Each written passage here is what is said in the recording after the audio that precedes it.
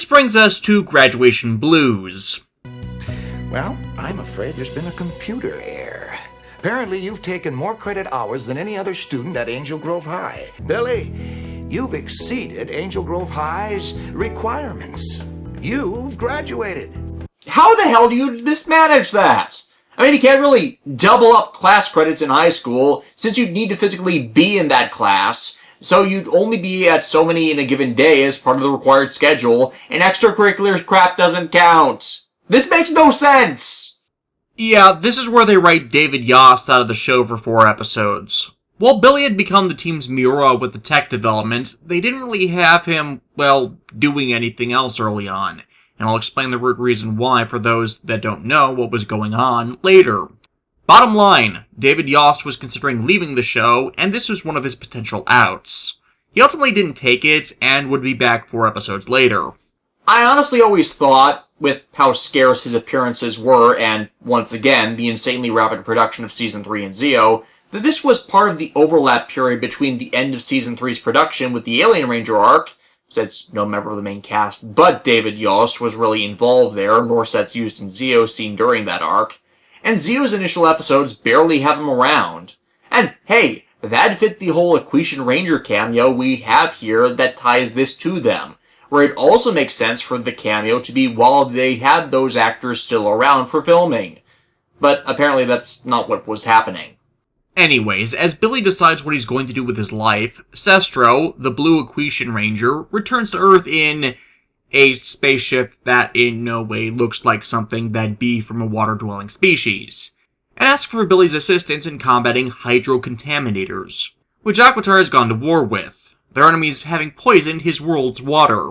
Something that always annoyed me about the Aquatian arc is how, well, wide-reaching their weakness is. They're an amphibious species, yeah, but if they're exposed to any type of non-purified water or stay away from it too long, they go down easier than Quarians. It kind of seems like they lack several evolutionary advantages they need to become their world's dominant species, or advance technologically to the point they are at. Though in the grand scheme of things, this probably serves as the opening to the greater war with the United Alliance of Evil. That faction was first name-dropped at the beginning of the season, with the Machine Empire having broken off from them for their own conquest scheme. The Aquatians were apparently a more active Ranger team, and it's during this period that KO-35 was also chronologically attacked and abandoned, with Zane being left comatose. It makes sense that the Aquatians would be seen as a legitimate thorn, and thus the villain factions utilize a way to deal with them quickly. And poisoning the world of a species that's left weak if there's a few spare hydrocarbons in their drink? That's an easy victory, if they didn't have allies like Earth. Though I earlier slammed the Bulk and Skull subplot with Rito and Goldar, this episode features a differing take on the whole mess. As they're tasked to guard Sestro's ship, since they were present at its crashdown, Stone catches sight of the 2 lost monsters and endeavors to subdue and arrest them, showing that Jerome Stone is a legitimate badass. Thus, it becomes Bulk and Skull's unintentional duty to protect their monster friends/servants from him, even though they could have abandoned the pair to their boss to win innumerable points with the man they respect above all others, and ultimately deciding not to betray those that, though they in the past were tormentors, have been rendered vulnerable. It's a sign of their true character growth peeking through the initial douchebaggery of taking Rito and Goldar in as slaves to begin with, and one of the few times this ongoing subplot wasn't inherently irritating, as it was a good conflict. Still, to deal with the hydrocontaminator, Sestro's bought some of the last functional equipment from his world, which Billy integrates into duplicates of the team's own individual weapons. Okay, let's just all admit this. They were playing with the toys. To create for the team the Zeo Blaster, a duplicate of which is boxed up to head to Aquatar, and Billy choosing to go along with it. All things considered, had David Yost chosen to leave Power Rangers with this episode, it would have been a fine exit, but that was not to be. Then, in a few bad seeds, as part of a plant-based science project, Rocky accidentally hybridizes some experimental seeds and gets a plant that eats metal. I've heard for years people call this episode ridiculous because of this, and you're not going to believe this, but this is an actual real thing. Not the plant in the episode, obviously, where it's clearly a puppet that ate things like Audrey too.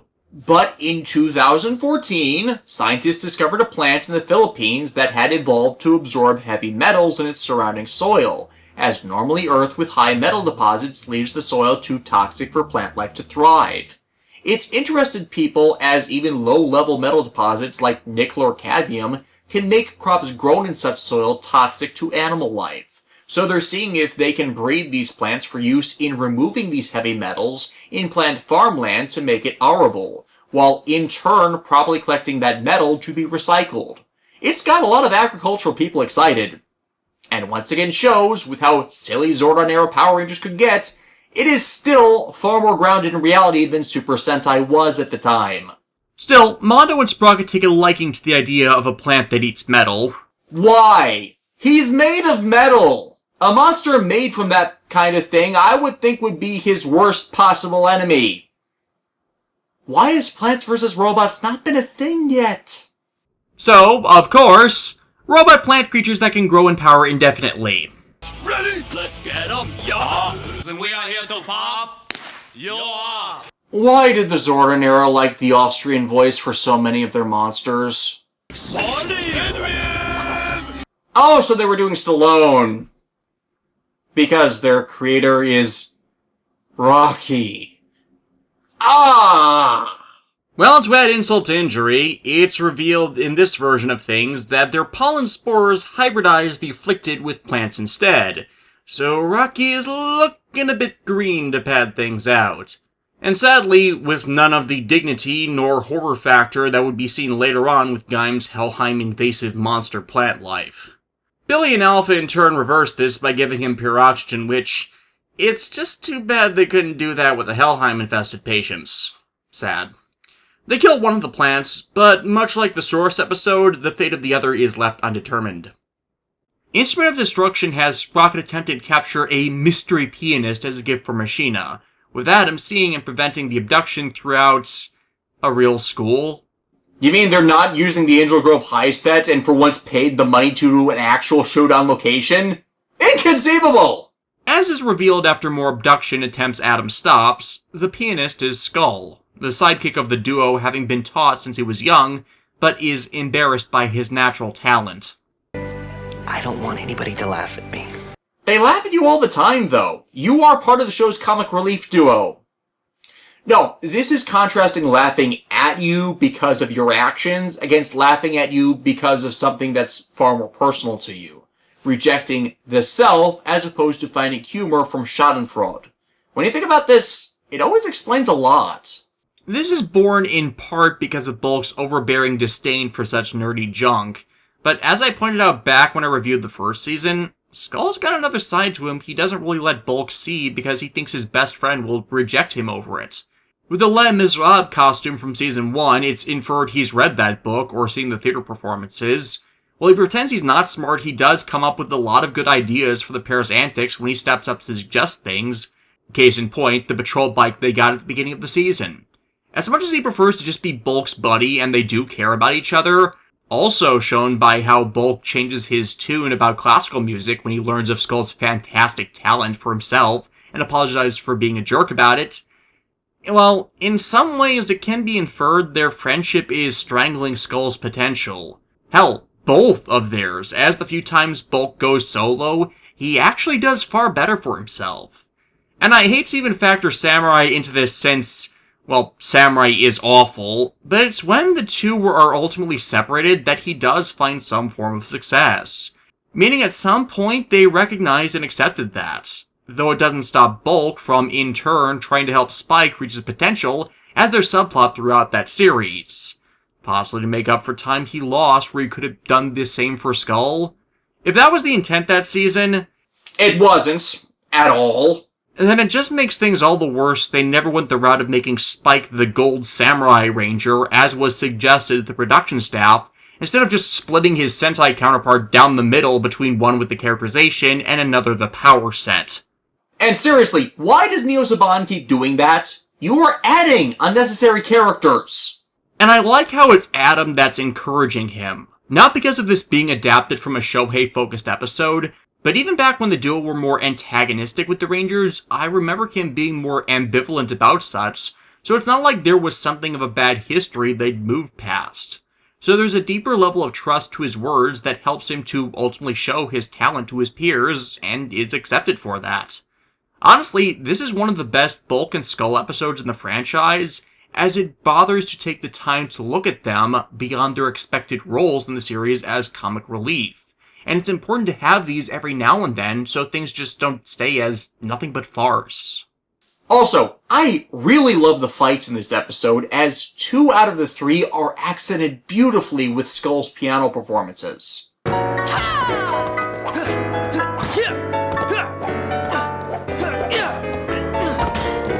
It gives it a different sort of feel to most Power Rangers and even Sentai music that prefers to rely more on strings and brass instruments for their musical compositions.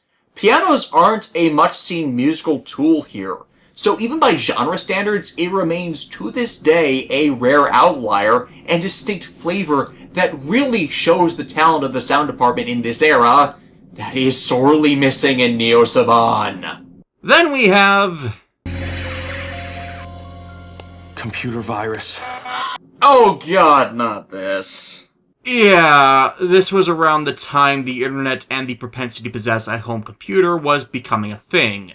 And much like virtual reality, a lot of writers didn't know how to handle this new technology with regards to storytelling. And as such, this episode starts out being pretty stupid. For the love of... pull the fucking plug! Where'd it go, Abby? I didn't do anything. I thought you did. I did. Though this episode introduces recurring character computer whiz Raymond, who actually does nothing all season. It ends up graduating into being all-around bad as the titular mean screen is sent down, and from a random terminal in Angel Grove, accesses the blueprints stored on the isolated, in no way connected to anything in Angel Grove power chamber mainframe. I'll admit, they're limited by the Sentai footage here, but they don't even try to justify this abnormality at all. Only just running off the same mistake O-Ranger made, in that the internet is a series of tubes connecting everything through electrical wires. At least when Superhuman Samurai Cyber Squad did that, they made it clear it was supposed to be over internet lines, as all of their enemies were wholly digital entities who could jump networks using electrical signals. This doesn't apply here, as they're just recycling the mistake O-Ranger did, assuming everything computer-related is always interconnected.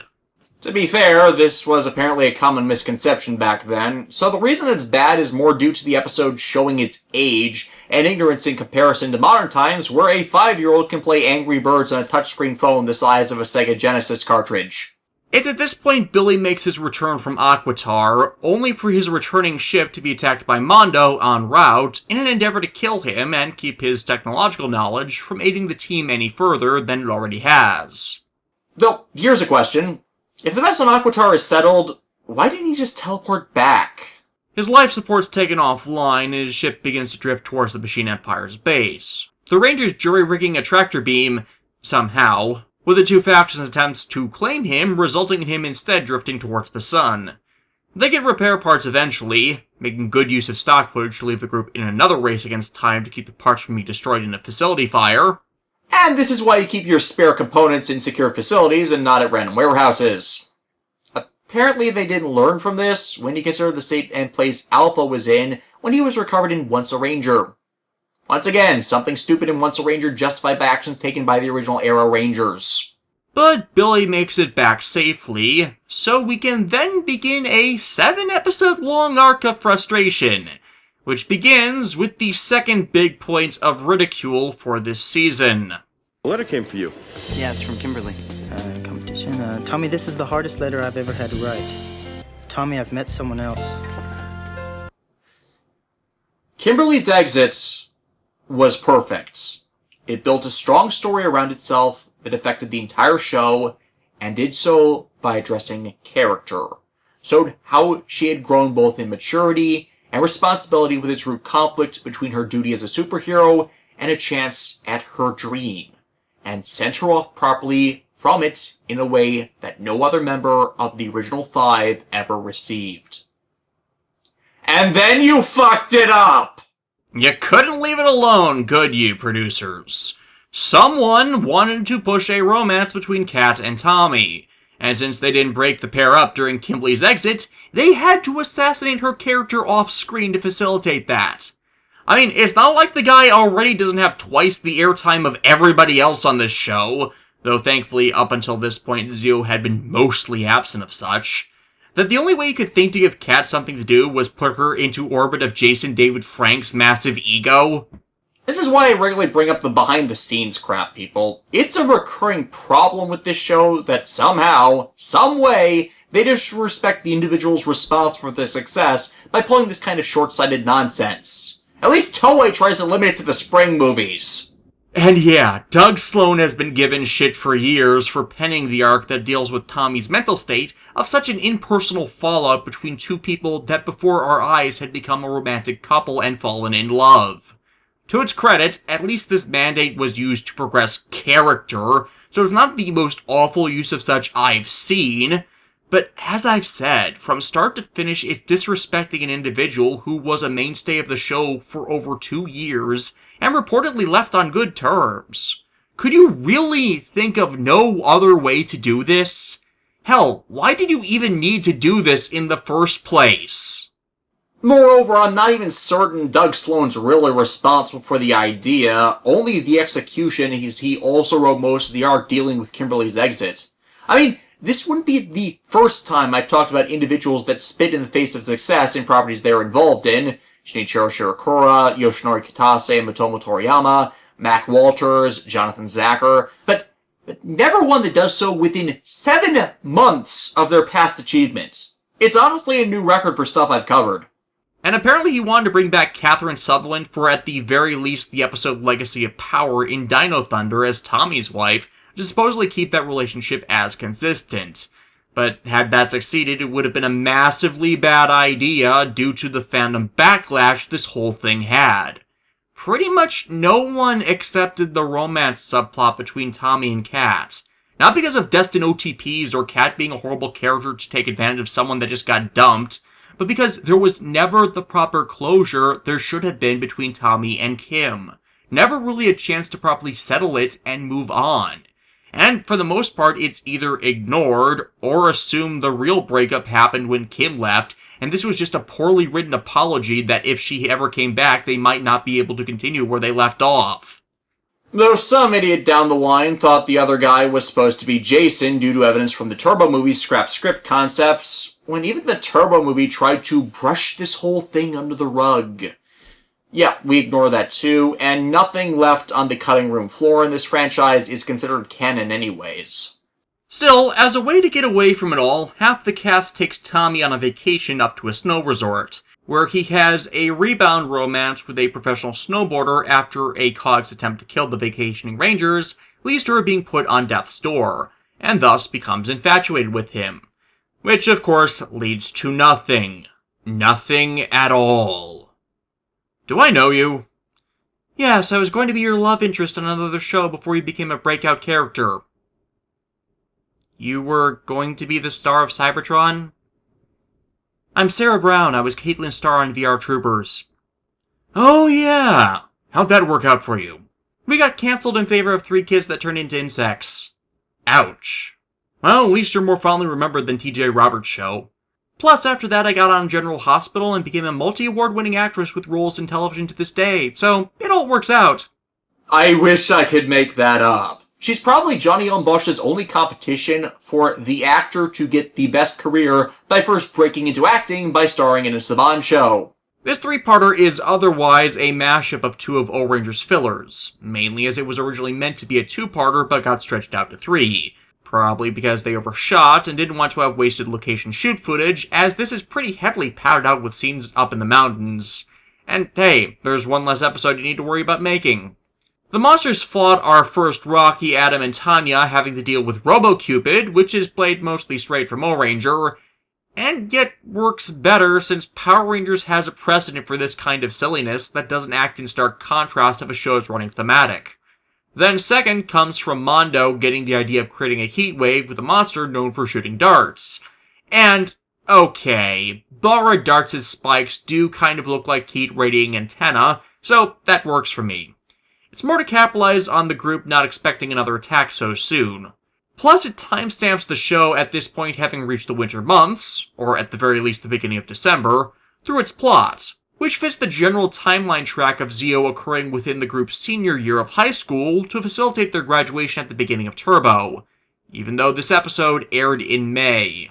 Though something that's always kind of irritated me about this one beyond the Dear John letter, Lieutenant Stone in Part 3 sets Bulk and Skull to watch over his garden in the resultant heatwave. As it's been established in A Few Bad Seeds, he has an agricultural hobby due to how he tried to help the two revive a plant they killed from, well, death. But the comedic antics for them this episode are them trying and failing to save his garden from withering away, and ultimately replacing everything with plastic facsimiles that I spend my morning shelling to craft enthusiasts. But by that prior episode that established this about Stone, he knows that every plant the two touches dies. So it's like Stone is intentionally setting them up to fail, and with him by proxy losing something he cares about on purpose. This does not make any damn sense. Which brings us to the next 4-part arc: Inner Spirit, Challenges, Found and Lost, and Brother, Can You Spare an Arrowhead? Which is this show's introduction to the Red Battlezord and an exploration of Tommy's Native American ancestry. This is point 3 in the mistakes department for the season, though at least it's one that was carried over from Season 3. See, American television is horrible with their handling of Native Americans.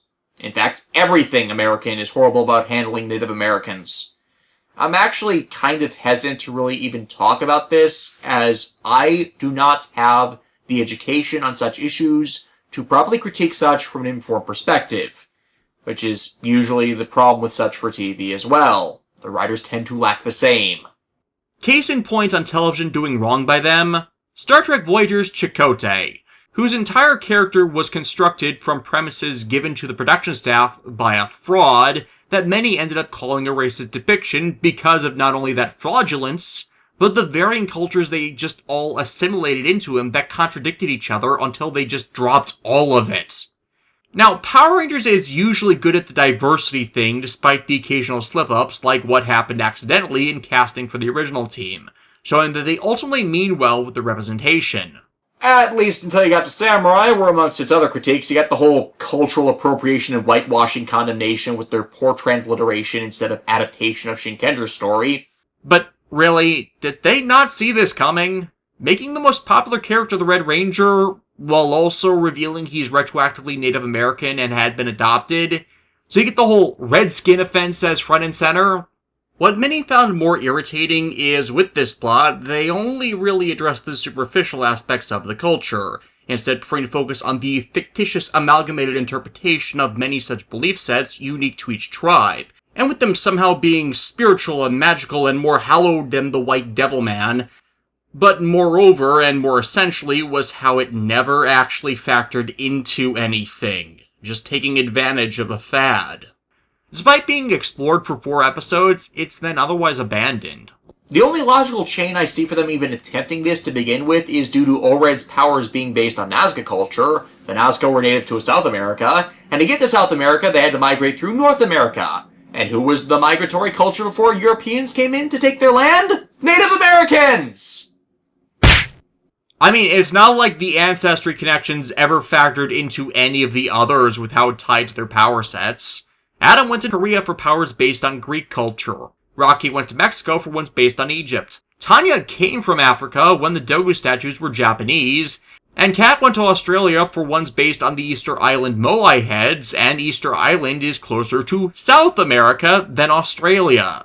And yes, Adam and Rocky had episodes tied to their ancestral cultures before Zeo, and Kat's introduction had her be recently moved to America from Australia. But they were never significant character factors like was attempted to be made here. Despite the exploration of this, more buying into stereotypes of a group of people being more spiritually connected to the earth and nature just because of them possessing a certain ancestry and belief set. The representation wasn't the problem, but the superficiality of it, despite how much importance they appear to place on it during the arc, is. And in a way, it ends up compounding the error made from O-Ranger and how a spiritual, clear mind is required for the piloting of a robot. Without a Power Rangers credit on that, they at least established the reason behind it better by the Red Battle Zord being based on the Alien Rangers Battleborg technology, which, as shown back then, were mentally linked with their users to increase their combat potential.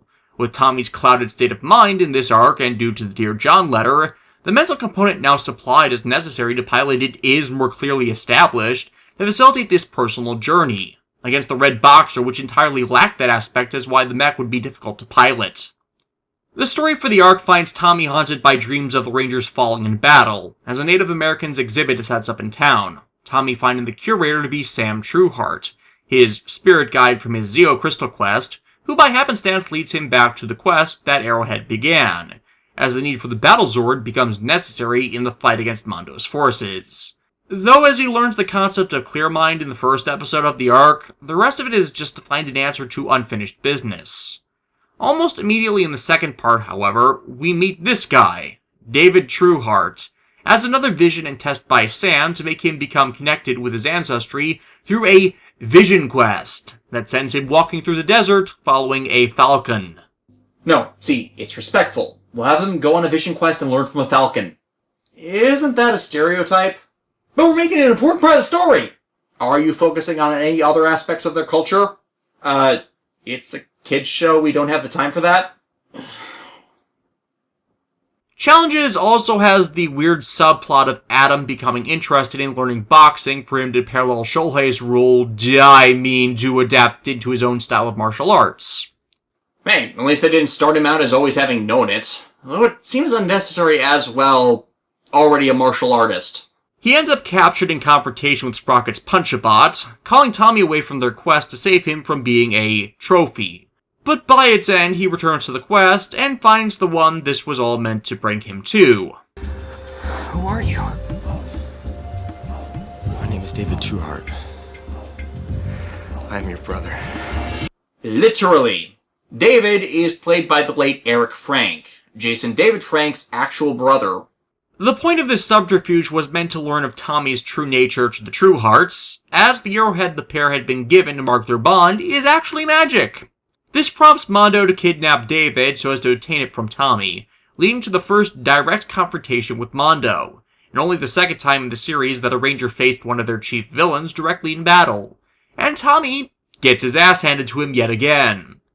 The arrowhead is revealed to be part of a seal for an ancient means of controlling natural monsters. This threat their ancestors managed to lock away. The cave is one of the sealing points too, David managing to break out when the Empire tries to sick a monster from the cave on the Rangers.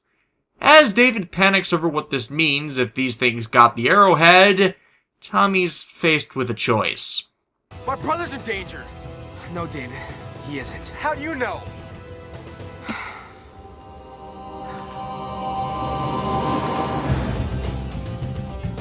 Because I'm right here. Keep your identity secret. No one may know you are a Power Ranger. But it does manage to calm him down enough to get him to safety, while the rest deal with the monster, and the pair ultimately deciding to split the arrowhead again to keep them safe. And aside from acting as an immaterial red herring in one episode, David summarily disappears to never be seen again. It will shock you how much it never happened. Trusted Me adapts O-Ranger 15 in frankly a terrible way, as it wasn't until in space that they had incidents of monsters, well, not being evil, to show contrast against the true cruelty of their enemies. Which makes Bar Revenger's counterpart Defector just a generic bad guy infiltrator that works to deceive the team into thinking he's on their side, only to expectedly betray them. But there's no nuance from that in a season that had been generating nuanced character depiction, and it just shows Rocky and the rest as undeservedly gullible, since after 2 years fighting monsters, he'd have little reason to even bother to attempt trusting it, as it shows far fewer of the signs of possessing a better nature like Revenger did to even facilitate the deception. Compounded with the main plot having Rocky take part in a PSA about how blind people aren't any different than normal people despite their disability, and it takes what I think is O-Ranger's absolute best episode and renders it a flop. To contrast that, It Came from Angel Grove is my absolute favorite episode this season. No, really. Even when I was a kid, I loved the surrealness of this one just because of how different an episode it felt, despite it lacking the traditional conflict expected of a Power Rangers episode. Adam ends up falling asleep studying for an exam while watching a cheesy horror movie, which segues naturally into a nightmare-esque reversion of its events using the set pieces and characters of Power Rangers, including Rita and Zed in their first reappearance all season. We've come to get you and your little cat too. And yeah, they proceed to go with the cheesy horror tropes, and I'm totally in on this as it's done in both a tongue-in-cheek and simultaneously serious manner. In a way, it can be seen as a sequel episode to the movie madness of Invasion of the Ranger Snatchers. As Rita and Zed's appearance at the beginning facilitates this whole thing being seen as the result of a Machine Empire plot executed while everyone else was asleep, brainwashing the others, which can only be reversed by a Wizard of Oz type Great Wizard and quest. The show finally paying into the whole Bandora source design thing 2.5 years later, and tasking Adam with collecting items from movie monsters to aid in the quest. Who turned off the color? Sorry, we're having problems with the holodeck after Lieutenant Paris installed Captain Proton onto it. You're stuck in a 60s B movie, dude! Actually, I'm amazed how much they went about altering the sets for the appropriate horror setting looks, despite this effectively being a filler episode, such as changing the juice bar sets to have walls reminiscent of a stone castle. It's really obvious the cast were having a lot of fun with this one. Go! Save yourself! If you insist. Igor, flip the switch. Yes, Master. I am Zordonicus, the great and powerful. They spend the entire episode young Frankensteining this up, and I love it. I love it so. Eventually, of course, it's revealed to be a dream Adam had from falling asleep during the movie, a fact never given away from how it was structured, but when you look back upon is an obvious detail. In Bulk fiction, Bulk acquires a crush on a new recruit to the police force and goes out of his way to try and impress her with the help and advice of Tanya and the others, which, in his antics and efforts, ultimately ends up getting Lieutenant Stone fired. Whoops. Well, if Lieutenant Stone goes, then so do we! Considering how often the two bumble their assignments, the other officers are probably waving them off in glee. Still, it's another sign of how the two have grown over time, where they stand strong with the man they only ever seem to disappoint, and he in turn intimidates them. Yes, it's their fault he got fired even though the police chief was being a ridiculous dick about everything in the first place, but the owning up to that responsibility is nice to see. But because of that, when Stone decides to pursue his dream of opening his own private investigation firm, he requests they join him. For though they might be screw-ups, he recognizes that, no matter how much they irritate them, they've only ever meant well, and he's made them better than they were. And hey, Bulk actually does manage to succeed in getting that date, so things are looking up. Billy, in the meantime, is attacked by Sprocket out of the blue, and shows his continued capabilities to fight off their enemies even without powers, as he finishes completion on the Zeo power cannon to destroy a pretty random monster of the week. And yet it still leaves it as a far more memorable and important episode than the worst episode of O-Ranger.